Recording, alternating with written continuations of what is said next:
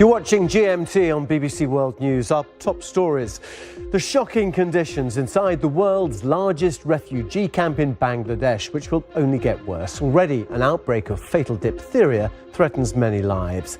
As thousands of Rohingya struggle to live in the emergency shelters, we have a special report from the camp.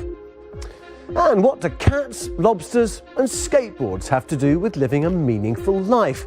A psychologist joins me to explain his rules, which might make you think a bit differently.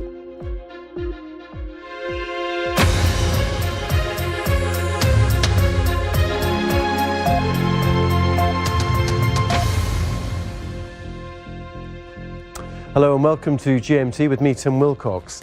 One of the big concerns for the aid agencies working in the refugees camps east of Bangladesh is what will happen in a few months' time when the country enters a season of high winds, possible cyclones and then 3 months of monsoon rain.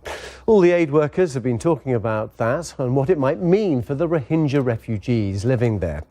The simple huts that you see here were put up very quickly and with whatever material was laying to hand. Let's get more now from our correspondent Justin Rolat, who's in the Kutupalong camp near the border with Myanmar. If you could choose a location for a refugee camp, this would not be it. Just take a look. The conditions are, to say the least, challenging, despite the work that's being put in. And remember, this is the dry season. Imagine what it'll be like when the first rains and cyclones come in April. And this isn't even a particularly bad storm. So we're in the middle of what is now the world's biggest refugee camp, and I'm with Graham Eastman. Now, it's Graham's job to try and make sure that these places are as safe and livable and healthy as they can be, and that is quite a challenge, isn't it, Graham? What sort of things are you looking at? It's a huge challenge. I mean, you only have to look around to see the number of challenges that we face. Obviously, this came about because of the rapid settlement of this area, but as you can see, we've got open sewage. So what the audience won't appreciate is quite how pungent this little stream is, because it's presumably carrying fecal matter, toilet matter, water waste. It's a disease risk, presumably. Disease risk. And it's really challenging geography, isn't it? I mean, just look up here, and this is a really interesting example. Yeah, you're absolutely right. I mean, as you can see, we have lots of very steep hills and valleys, and when the monsoons come, obviously the water's going to be running in all types of directions, and you can already see that there's landslides and more potential for landslides.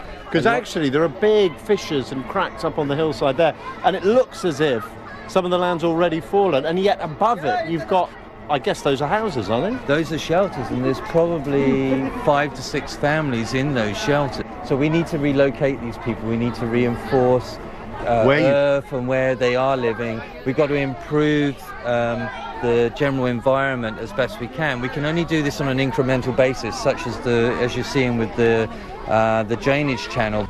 What I will say is that when the cyclone and the monsoon season start, we're going to be put backwards. A lot of this is going to be washed away. The landscape around us will change visibly, will change enormously. So yeah, we've got a huge task. There's going to be another emergency within this emergency.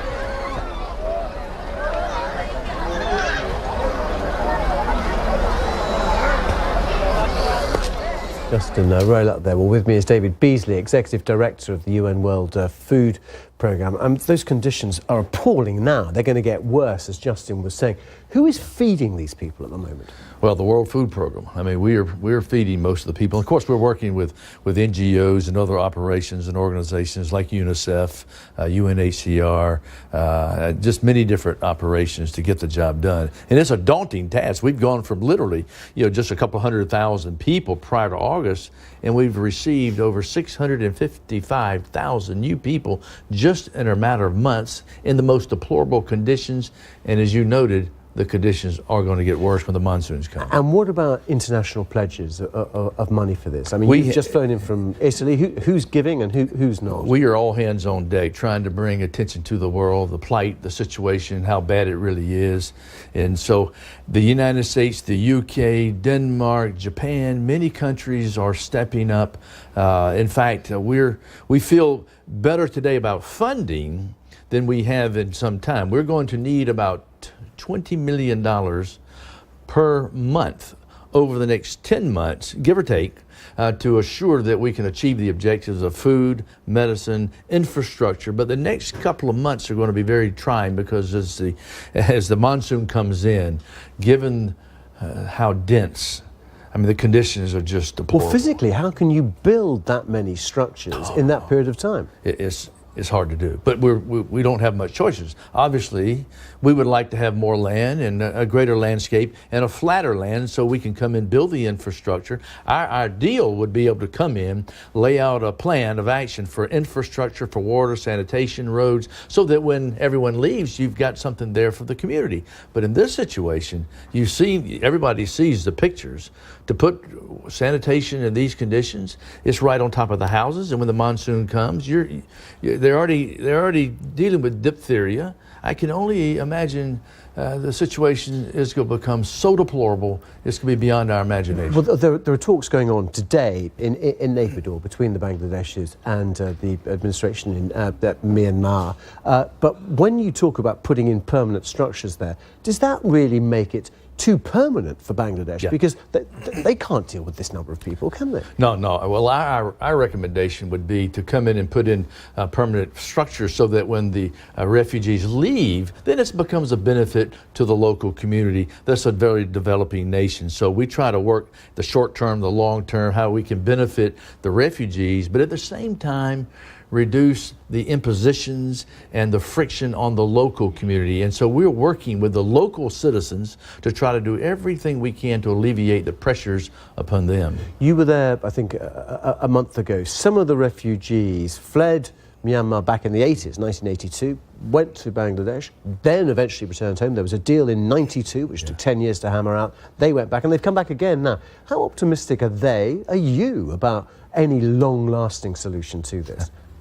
I interviewed and talked personally with dozens upon dozens of the Rohingya refugees. I can't imagine a single human being that has put up with what they had to put up with would go back. I'm not talking about just harassment. Their husbands were macheted or shot right in front of them. Little children shot down, burned alive. You imagine any atrocity, it has been placed upon these people, and they have fled for their lives. I've got children telling me how their brother and their sister were shot right before them as they were fleeing across the river to international what they thought would be a peaceful place. And so they're traveling across the river on international water between Myanmar and Bangladesh, and they were getting shot there. And so they asked these people to go back. I can't imagine that they would voluntarily go back. Obviously, we support in any way we possibly can a safe and dignified return of the Rohingya. But what are they going back to? What's changed? That's my question. What has changed in Myanmar that they would want to go back to? David Beasley, thank you very much indeed for joining us here. You're watching GMT. Let's change the tone now, and indeed the subject, because Aaron's here with the latest business news and a warning from the aircraft maker Airbus. Aaron. Indeed. Thanks very much, Tim. Hello there. Yeah, look, amid a fierce battle with Boeing, Europe's aircraft manufacturer, Airbus, says it sold more commercial jets than any other company in 2017. But despite that, Airbus has warned that it could